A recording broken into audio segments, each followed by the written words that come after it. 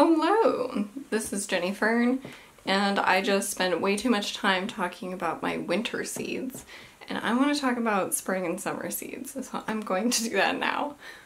A lot of my joy about this is I want to talk about corn and my plans for corn and squash. So I did just film a whole thing that was all about some of my winter seeds, and I'll probably show that. I didn't finish because I still have all of these, but I have no joy is coming from these right now. So let me put this all away and then I can talk about the summer stuff. Okay, I'm going to go through my Baker Creek seed order, the ones that are not frost tolerant, because I am dreaming of sunny days. So let's pull out some of these seeds. This is going well. So one of the things that I'm most excited to grow right now is corn. And the reason I'm so excited to grow corn is because I want to do it right this time. Last year I did not know what I was doing when it came to corn, and I need to plant it directly in the soil, and I need to do it not when it's freezing outside, and in groups instead of, you know, onesie twosie. So the corn that I tried to grow last year and I grew somewhat successfully is this blue Hobie corn, and it is beautiful and dark blue, and I'm hoping to get a flour grinding attachment thing for my KitchenAid so that I can actually grind my corn into flour, because I got a hand burr grinder, I've talked about this before, that was intended for coffee but should have worked for corn, and I broke it. So anyway, I'm hoping to get something that will actually grind corn. I think this corn is quite hard. I did read a little bit about it, and it might have been my fault. The additional corn that I got this year is the glass gem corn, which is quite trendy. It's trendy corn because it's beautiful. It just looks amazing, and so I'm so excited about this. I also got this atomic orange corn, which again is gorgeous, and I believe it has, I think it's high in protein. Maybe I'm wrong about that. I don't know. But anyway, look at this beautiful corn. And the last one I have is this Hobie pink corn, which is, again, just gorgeous. So here's my plan. So I mentioned in the video where I was talking about the winter grown stuff that I'm growing some daikon radishes out behind my back fence, where there's like my back fence, a small strip of land where we have like our wild plum, and then there's a little stream with like a bunch of cattails in it. So my thought is I can grow the corn back there in like big tall masses, because I won't have to like access as much back there, and so if it's like huge and overgrown and stuff, that's just fine. And I'm also hoping that the shade from the cattails and the shade from the fence help when it gets really, really hot back there, which it does.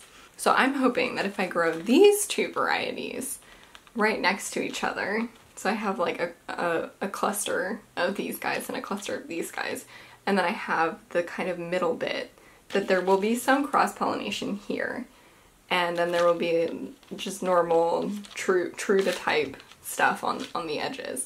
So then I can play with the weird stuff in the middle, and see kind of what comes of those seeds in the future. And I guess I could do the same thing with the glass gem and atomic orange. I'm not actually so sure. I want to do some like corn breeding stuff Although I do think that for corn breeding it can be quite difficult because you need like a ton of corn in order to not lose the like genetic strength of the plant. I don't really know that much if I try to cross two different ones, and then I plant those, if I just like need to introduce more like genetic diversity, or if I still do need like a massive amount of plants for that. So something to look into, but that is what I want to try to do. So I am thinking that it would be quite fun to do a Three Sisters style planting with corn, beans, and squash. So I'll go through my squash now. So for summer squash, I have the Black Beauty zucchini that I grew last year. I will grow that again. That was a very solid staple. And I will also add to that this crookneck, this early golden summer squash. I think it'll be nice to have some variety in the summer squash. And then for the winter squash, I have what I grew last year, which is butternut. I have a ton of butternut seeds saved, so I'll grow that again. And then I will also grow this winter luxury pumpkin again. It did not perform super well last year, but I'm willing to give it another shot. Then we have the buttercup squash, which was a great performer and very delicious. The Table King bush acorn squash. Again, I am fully willing to give this a try.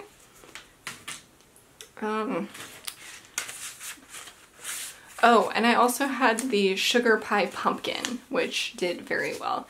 I actually roasted my largest sugar pie pumpkin last night and saved a ton of the seeds from that. So I'm excited to plant those ones because that was the best pumpkin.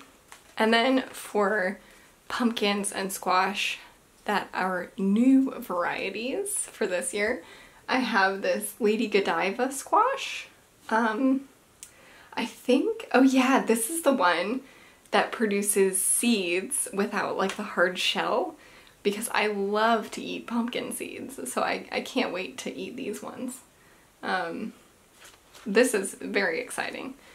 And I have this Blue Hubbard squash, which I'm also very excited about because it's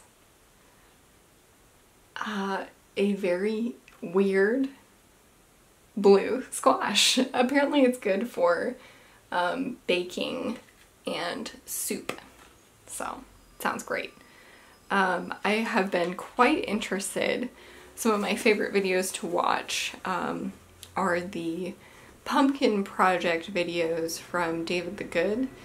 I just think it's such an interesting project. The pumpkin breeding stuff is so cool to me. So I might try to do some weird pumpkin breeding stuff, but who knows. So now I will get into the beans. From last year I have all of my bean soup mix beans. I'll be doing those again. I will not be stingy with planting the beans. And I'm hoping to get them in earlier because I think the really hot weather that we get doesn't do them a great service because it's so dry and so hot. So I'm going to try to do them earlier in spring this time, and again planting them with the corn I think is going to be the best bet. And for new beans that I have, now I have cowpeas, which I've never grown before, and I actually don't know. I don't really know what a cowpea is compared to other things. I don't really know how they grow, like what their growth habit is. But anyway, the cowpeas I got are this Old Timer. I can't remember exactly why I got this. Yeah, I don't know. It's probably said something about like tolerates heat and drought or something. And then this California Buckeye pea, which I may have just gotten because it is from California, and I thought maybe that would do well here. So these guys, I'm excited about those. I have never grown them before. Then I have some long beans. I have this Thai Soldier long bean, which I'm quite excited about. And I have Good Mother Stallard beans. Yeah, I think the reason I got these is because they're beautiful, and then it also says that they are creamy in texture and they're great in soups, which sounds like ideal. And then, just for like the novelty, I got this green bean called Mabambo. Okay, this one's a bush bean. I think this one I'll probably try to grow on the corn maybe. We'll see. Maybe that or the pinto beans or whatever. Peppers. Let's talk about peppers. So last year I wasn't able to successfully grow any peppers despite planting some bell pepper seeds from a saved bell pepper. So I'm going to try that again, planting the saved seeds from a bell pepper and see if I can get some bell peppers. So I got black Hungarian pepper. So this says that it is mildly hot and has a delicious flavor. Might have just gotten it because it's black. I don't know. I think I might have been in like a little bit of a goth mood because I'd gotten those black radishes as well. And hey, black pepper. I got Anaheim's, just a classic. I got Corbaci, which I'm quite excited for. Look at how beautiful those look. This is a Turkish heirloom, if you care about that. And I got banana peppers because I love banana peppers. I use them on sandwiches all the time. So I'm hoping I can pickle these and make some delicious sandwiches. Then I'll get into the kind of weird grain stuff that I got. I got buckwheat, which I'm very excited about growing as just a beautiful thing that's also useful. It sounds like it would be really nice. I think I might grow it in the front yard.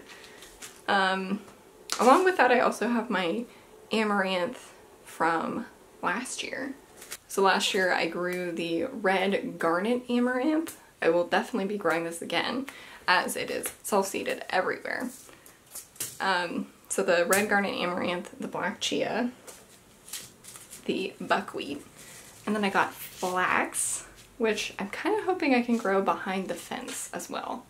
The seeds are edible, and I'm also like a fiber person. I like knitting and stuff like that, and spinning.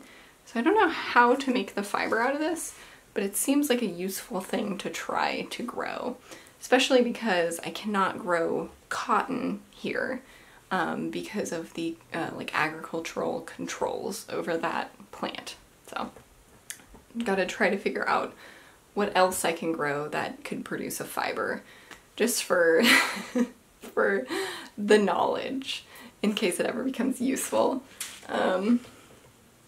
Buckwheat I already talked about.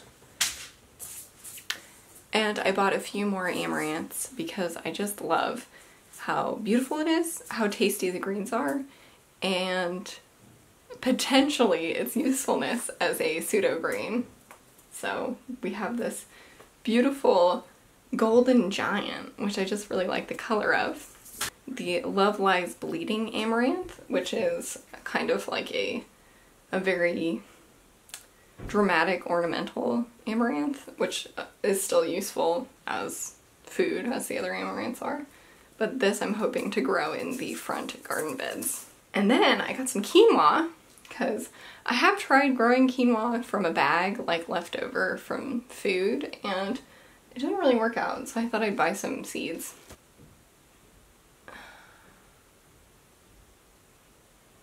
Alright, I hope you enjoyed this. I'm very excited to grow the beans, the corn, the squash, that kind of stuff. Also melons. I didn't buy any new types of melons, but rest assured that I will be growing the watermelons, the tiger melon, the cantaloupe, and also trying out some saved honeydew seeds, and we'll see what we come up with. So I hope you enjoyed this, and as always, thanks for watching.